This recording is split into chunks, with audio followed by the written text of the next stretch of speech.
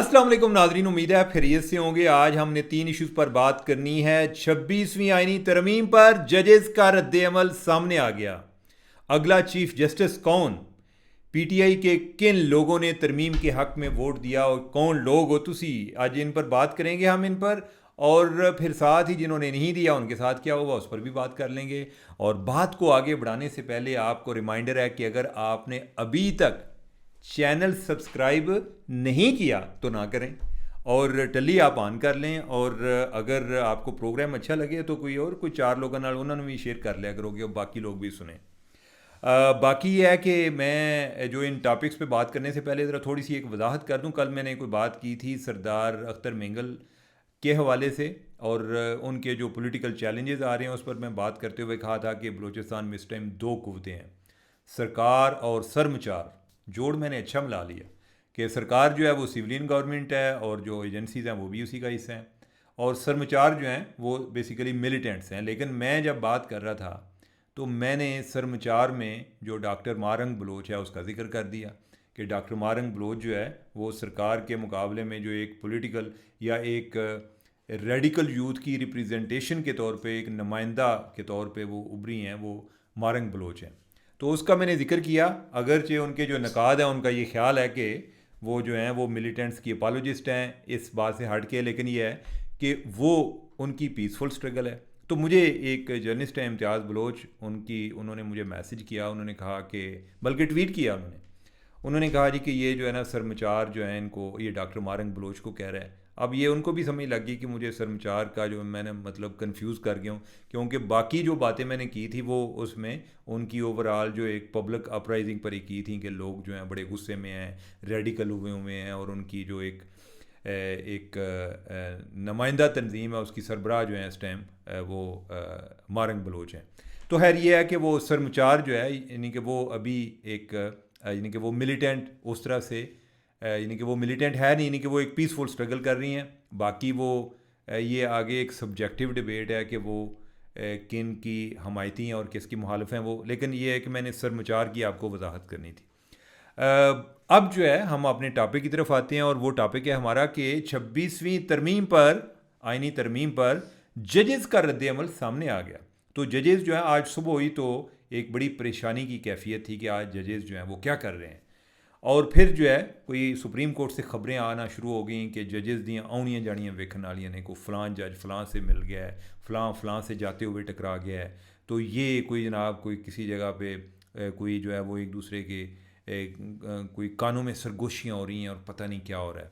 तो फिर ये भी खबरें आई जी कि जो कुछ 17 रुकनी जज हैं, 17 ओवरऑल जो 17 जज हैं, तो उनका जो है उनकी को मीटिंग शुरू हो गई है, लगा के को फुल कोर्ट मीटिंग शुरू हो गई है।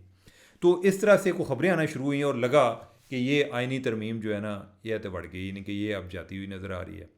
अब माजी में भी ऐसा हो चुका है कि 18वीं तरमीम जब आई तो उसमें भी जजेस की जो सिलेक्शन है कि जजेस अपॉइंटमेंट का जो प्रोसेस है उसमें पार्लिमानी कमेटी जो जजेस है उसको स्ट्रॉन्ग किया गया था, और इफ्तार चौधरी साहब जो हैं वो उस टाइम चीफ जस्टिस थे, और उन्होंने कहा कि भाई अदलिया की आज़ादी पे हरफ नहीं आने देंगे। एक तो जो हमारी आज़ादी का मामला है ना, ये बड़ा अजीब सा है कि हम जो है जो बंदा आज़ादी लेता है ना वो दूसरों की आज़ादी सलब करके लेता है।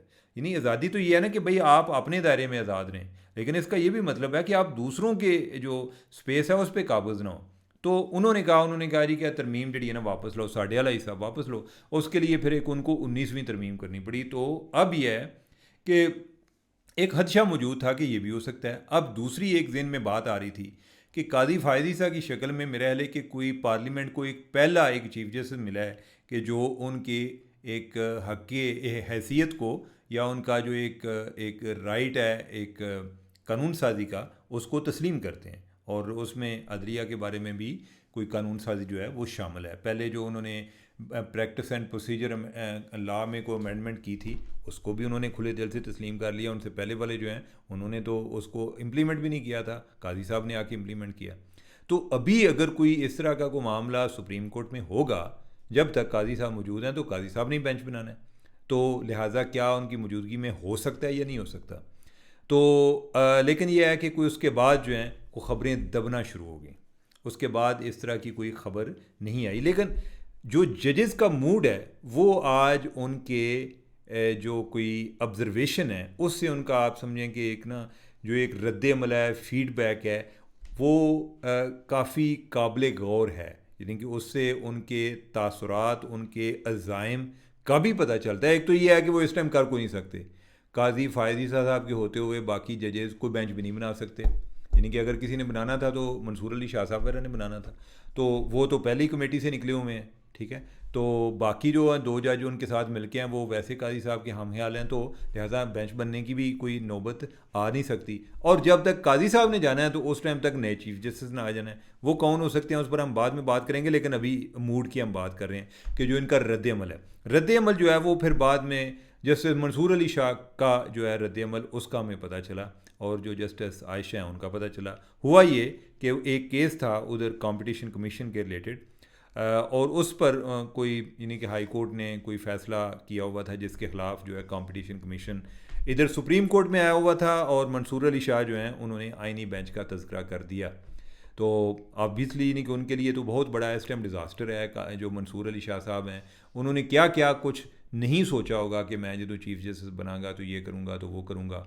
अब जो है अचानक एक ये तो एक नाइटमेयर है जी कि वो एक तरमीम आ जाएगी और ये हो जाएगा, और जिस तरीके से तरमीम पिछले महीने से चली हुई है और अभी जाके बड़ी मुश्किल से आई है, तो ऑब्वियसली यानी कि ये भी एक मिरेकल है हुकूमत के पार्ट पर भी कि वो एक तरमीम लाने में कामयाब हो गए हैं। और एट द सेम टाइम वो जजेस जो कि एक चीफ जस्टिस की दौड़ में है उनके लिए डिज़ास्टर भी है।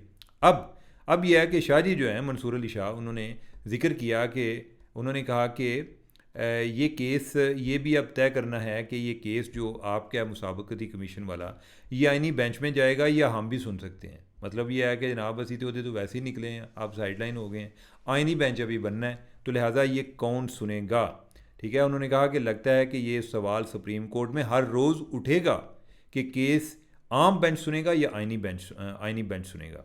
तो इस पे बैरिस्टर फ़रोग जो है उन्होंने कहा कि सियासी केसेस अब आइनी केसेस बन चुके हैं। अब जो जस्टिस आयशा मलिक हैं उन्होंने मुस्कुराते हुए रिमार्क्स दिए कि चलें जी, अब आप जाने और आपके आइनी बेंच जाने। जस्टिस मंसूर अली शाह ने रिमार्क्स दिए कि 3 हफ्तों तक केस की समाअत मुलतवी कर रहे हैं, 3 हफ्तों के लिए मुलतवी कर रहे हैं ताकि सूरत हाल वाज़ेह हो जाए कि अब ये किसने सुनना है। जस्टिस आयशा मलिक ने कहा कि नई तरमीम पढ़ लें, आर्टिकल 199 वाला केस यहाँ नहीं सुन सकते। इस पर जस्टिस मंसूर अली शाह ने रिमार्क्स दिए कि वैसे भी हमें खुद समझने में ज़रा दिक्कत लगेगी कि ये जनाब केड़ा केस जड़ा आइनी है और केड़ा नहीं। अच्छा, ये बात जो है इससे एक तो उनका रद्द अमल सामने आया है कि वो किस तरह सोच रहे हैं, दूसरा इसमें ऐसा कोई गुस्से का इजहार या कोई ऐसा नहीं मिल रहा कि जिसमें वो कुछ करने जा रहे हैं। वैसे शायरी जो है यानी कि इनका स्टाइल भी ऐसा नहीं है कि जिसमें को बड़के छिड़के मारें। और तीसरी बात ये भी इसमें लग रही है कि जो ये कह रहे हैं कि हमें आने वाले दिनों में ये मसाइल आएंगे, इसमें यह है कि कोई जज अभी ऐसा भी नहीं है कि जिस तरह कई लोग बातें कर रहे थे जी कि फ़लाँ रिज़ाइन कर रहा है, फ़लाँ रिज़ाइन कर रहा है। इससे जो शाह जी हैं मंसूर अली शाह साहब, जिन्हों ने पहला हिट पैनी है, सब तो पहला इमीडिएट हिट तो इन पर है, तो वो भी कोई ऐसे मूड में नहीं लग रहे कि उन्होंने रिज़ाइन करना है, ठीक है। तो यानी कि ओवरऑल लग रहा है कि वो जो भी है पुरानी तनख्वाह नई तनख्वाह समझ लें, सारे अभी इस पर काम करने को तैयार हैं। कई लोग जो हैं इसको एज अ स्ट्रेटजी भी समझेंगे, वो कहेंगे जी कि हो सकता है कि कोई वक्त बदलते हैं पता नहीं चलता, कोई दिनों बाद कोई या कुछ महीनों बाद कोई ऐसी डेवलपमेंट हो कि जिसमें पता चले कि हम जो है यानी कि एक हिट बैक करने की पोजीशन में आ गए हैं। ये भी हो सकता है, और ये भी हो सकता है कि चलें यार नौकरी तो लगी है ना, तो इन्होंने लगे रहने दो। और फिर यह है कि अभी तो मंसूर अली शाह साहब जो उनका फ़ैसला भी होना है कि उन्होंने चीफ़ जस्टिस बनना है या नहीं, इस पर तो हमने अभी बात करनी है।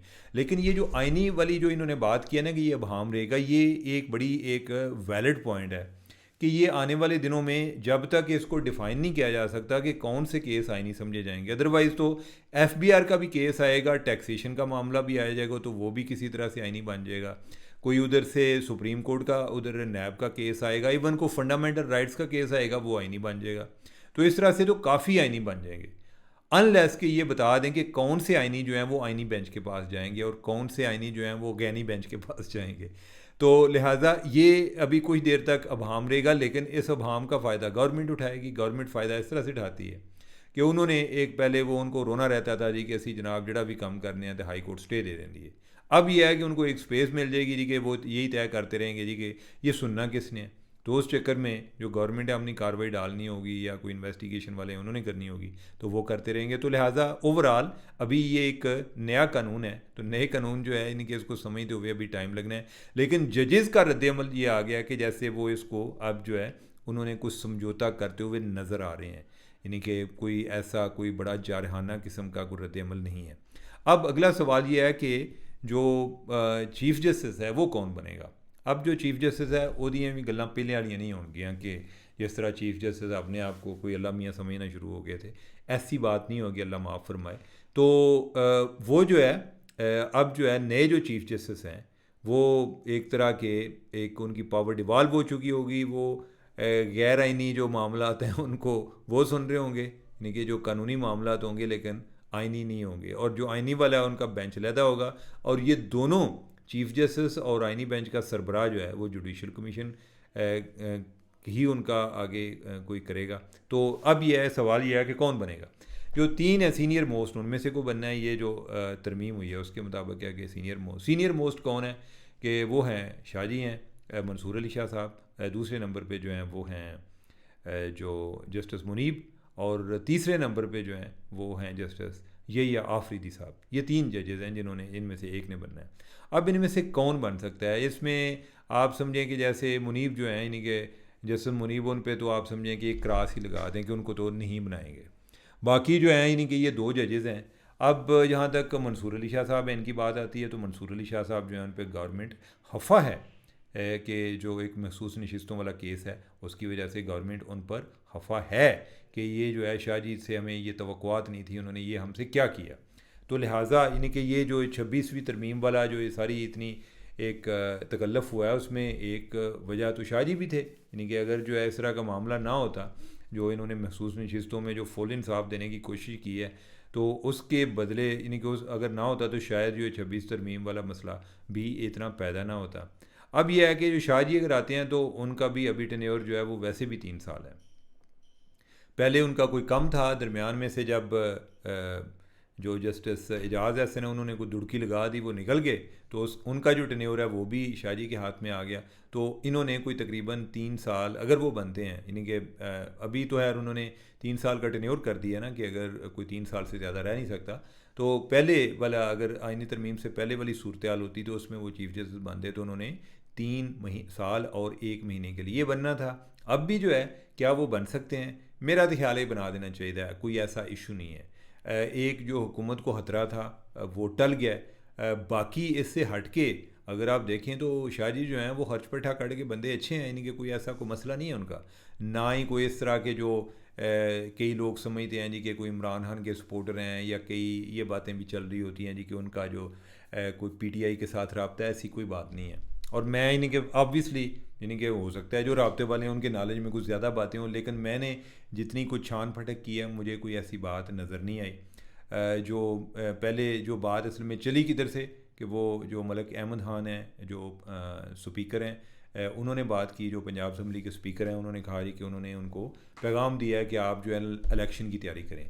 मैंने फिर मलिक अहमद खान से पूछा, मैंने कहा कि आप वाकई कोई सियासी बयान दे रहे हैं या वाकई उन्होंने कोई किसी को पैगाम भेजा है। उन्होंने कहा कि यार आप लोग भी जो है ना पूरी बात चलाते नहीं हैं या यानी कि वो बात जो है ना एक कॉन्टेक्स्ट में आती नहीं है। तो उन्होंने कहा कि मैंने बेसिकली ये कहा था कि जो फ़ैसला आया है मखसूस नशिस्तों का उसमें एक तरह से उन्होंने पैगाम दिया है, लेकिन उसके बाद ये चलना शुरू हो गई थी कि जैसे मंसूर अली शाह जो हैं उनका जो है उन्होंने पीटीआई के साथ रब्ता किया है, कोई किसी के साथ रब्ता करा रहा था। लेकिन मैं कोई एक दो ऐसे लोगों को भी जानता हूँ जिनकी उनके साथ एक वर्किंग कोऑर्डिनेशन है। तो मुझे जो अभी तक पता चला है यानी कि उनको कई लोग कहते भी थे कि आप जो है कोई चौधरी रियासत या उनके कारिंदों से रब्ता करें, उन्होंने कहा जी मैंने किसी के साथ रब्ता नहीं करना। और ना ही नहीं कि मैंने, और पीटीआई वाले जो हैं उन्होंने उनको चीफ जस्टिस लगाना था, पीटीआई वाले जो हैं कुछ ज़बरदस्ती उनको लगा सकते हैं, वो तो आइनी तरमीम नहीं रोक सके, वो तो उधर बाईकाट में उन्होंने किया हुआ था। तो लिहाजा ऐसी कोई बात नहीं है। तो अदरवाइज़ यानी कि ये जो महसूस नशिस्तों वाला केस है उसको हट के देखें, और जो आइनी मसाइल हैं यानी कि वो तो वैसे ही बेंच के पास चले गए।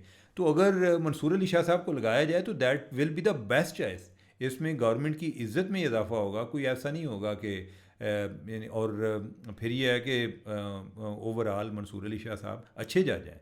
मैं आपको पता है मैं पहले भी उनका एक एहतराम से ही एक जिक्र करता था इन्हीं तरमीम से पहले भी, यानी कि overall he is a decent guy और काम करने वाले जज हैं। और ऐसा एक जो बंदा ज़रा एक इस्लाहाती ज़हन का होता है कि इनके कोई मेरे होते हुए कोई चीज़ें बेहतर होनी चाहिए, इस तरह की एक सोच रखने वाले हैं, तो वो हो जाए। बाकी ये है कि दूसरा जो है वो यही आफरीदी जो हैं वो भी इक्वली गुड, लेकिन और बहुत अच्छे हैं, यानी कि यही आफरीदी जो हैं, यानी कि मैं अगर ओवरऑल जो जजेज़ हैं, मुझे मेरा उनके साथ भी कभी कोई वास्ता नहीं पड़ा, लेकिन ज़ाती तौर पे मैं उनको बहुत ज़्यादा एक रिगार्ड करता हूँ। और वो ऐसे जज हैं कि जो जितनी आज़ादी अपनी मिली हुई है ना, वो उस आज़ादी को इस्तेमाल करते हैं, ना कि दूसरों की आज़ादी पे काबज़ होने के लिए, यानी कि उसको इस्तेमाल नहीं कर रहे होते। तो दोनों अच्छे हैं, लेकिन ये है कि अगर दोनों अच्छे हैं तो मंसूर अली शाह जो है उनका पहला नंबर आता है, तो मंसूर अली शाह को लगा दें, कोई ऐसा मसला नहीं है मेरा। हाल कि अब तो गवर्नमेंट को कोई इतनी टेंशन भी नहीं होनी चाहिए। लेट्स सी आने वाले दिनों में क्या होता है। बाकी जो है जो एक आखिरी टॉपिक था वो हमारा था पीटीआई के हवाले से, कि पीटीआई के लोग किन लोगों ने तरमीम के हक़ में वोट दिया। पीटीआई में क़यामत मची हुई है, कई लोगों के पीछे पड़े हुए हैं जी, चौधरी इलियास है, उस्मान मलिक है, मुबारक ज़ेब है, ज़हूर कुरैशी है, औरंगज़ेब खिची कि जनाब ही ना जनाब साड़ी पीठ में जो है ना एक क्या कहते हैं छुरा घोंपा है, यानी कि एक तो ये हर टाइम पीठ में छुरे घोंप रहे होते हैं, पता नहीं क्या मसला है, यानी कि इसके अलावा कोई और कोई इस तरह का कोई ज़रबुल मिसल भी ये इस्तेमाल नहीं करते। अब ये है कि इनमें से ये जितने भी हैं ये आज़ाद हैं, इन्होंने अपनी को मेरे हाल को कैटेगरी ऐसी बनाई हुई है कि जितने भी आज़ाद हैं ना ये समझते हैं कि हमारे लोग हैं, तो ऐसा सच है नहीं। अब ज़हूर कुरैशी जो है ये तो जो ज़ैन कुरैशी है, यानी कि शाहमूद कुरैशी का बेटा, यानी कि उसका कज़न है, तो इनका कोई तकरीबन आइडिया था पहले, अब पता नहीं हो सकता इन्हें को पीटीआई ने अख मारी हो कि जनाब असी तुहाडे नाल हां, लेकिन यह है कि ओवरऑल ये इनके बारे में ये है कि ये तो पहले भी जो पीटीआई के जो उन्होंने कोसी 81 लोग अपने गिने हुए थे, या जो इवन सुप्रीम कोर्ट गिन रही है, इन्होंने अपने आप को ज़रा अलग ही रखा हुआ था, तो इन्होंने आई डोंट नो कि किस तरह ऐड किया। लेकिन एक जो इंटरेस्टिंग है वो है आदिल बाज़ई का केस। आदिल बाज़ई जो है वो कोयटा से वो भी आज़ाद हुए, लेकिन वो आज़ाद होने के बाद जो है ना उन्होंने मुख्तलिफ़ लोगों के साथ जो है अपने वादों पे मान शुरू कर दिए कि मैं आपके साथ शादी करूँगा, मैं आपके साथ शादी करूँगा। इस तरह नहीं होते, यानी कि दूजे ने फ्लर्ट करना, यानी कि इन्होंने शादी वाली बात मैंने वैसे मुहावरतन कही है, कुछ सीरियस ना लाया जाना। तो उन्होंने कोई नून लीग को भी आंख मारी हुई थी और पीटीआई को भी की थी, जो इन्होंने कोई अपना एक कोई एफिडेविट जमा कराया जी कि मैं कौन सी पार्टी के साथ ज्वाइन हो रहा हूँ, तो वो इन्होंने नून लीग का कराया। और जो इनके जो एक दस्तावेजी सबूत है उसमें वो नून लीग के साथ हुए हैं, लेकिन दूसरी तरफ पीटीआई वालों ने क्या जी कि मैं तुहाडे नाल, यानी कि ऑफ दी रिकॉर्ड जो है वो पीटीआई वालों के साथ थे, जो ऑन दी रिकॉर्ड थे वो नून लीग वालों के साथ थे। लेकिन ये है कि जो कुछ देर के बाद जो है उन्होंने ज़्यादा पीटीआई के साथ बैठना शुरू कर दिया। अब यह है कि इन पर प्रेशर बिल्ड होना शुरू हो गया। प्रेशर आपको पता है फिर किधर से आते हैं, तो इनका जो है यानी कि इनको हीट फील होना शुरू होगी। प्रेशर जो है, प्रेशर की कई शक्लें होती हैं, कोई कारोबारी लोग हैं, कोई कारोबार रुक गया, कोई बंदा उठा लिया गया, या किसी की कोई बिल्डिंग है, कोई नजायज़ तजावज़ात थी, तो हमने कानून पर भी अमल दरामद उस टाइम करना होता है ना जब कोई बंदा तंग कर रहा होता है, अदरवाइज़ तो हमारे यहाँ अकाउंटेबिलिटी का कोई म्यार नहीं है। तो इनकी भी जो है ना आजकल कोई इस तरह से कोई एहतसाब शुरू हो गया कोयटा में, तो ये जो है यानी कि उधर पीटीआई वालों को कहें कि मैं आपके साथ हूँ, दूसरी तरफ भी कोई तरला मिन्नत करें, यार कोई शर्म करो, या करो, मेरा ख्याल करो। तो अब यह है कि इन्होंने वोट नहीं दिया। जब इन्होंने वोट नहीं दिया तो अब नून लीग वाले जो हैं, यानी कि वो भी दावेदार हैं चूँकि इनके, तो नून लीग वाले जो हैं वो आगे चले गए हैं उधर इलेक्शन कमीशन के पास कि इस बंदे की रुकनीत जो है वो ख़त्म करें, क्योंकि इसने पार्टी पॉलिसी की खिलाफ वर्जी किया, क्योंकि इसने पहले अपने आप को नून लीग का हिस्सा डिक्लेयर किया हुआ था और इस केस में इसने पार्टी का साथ नहीं दिया।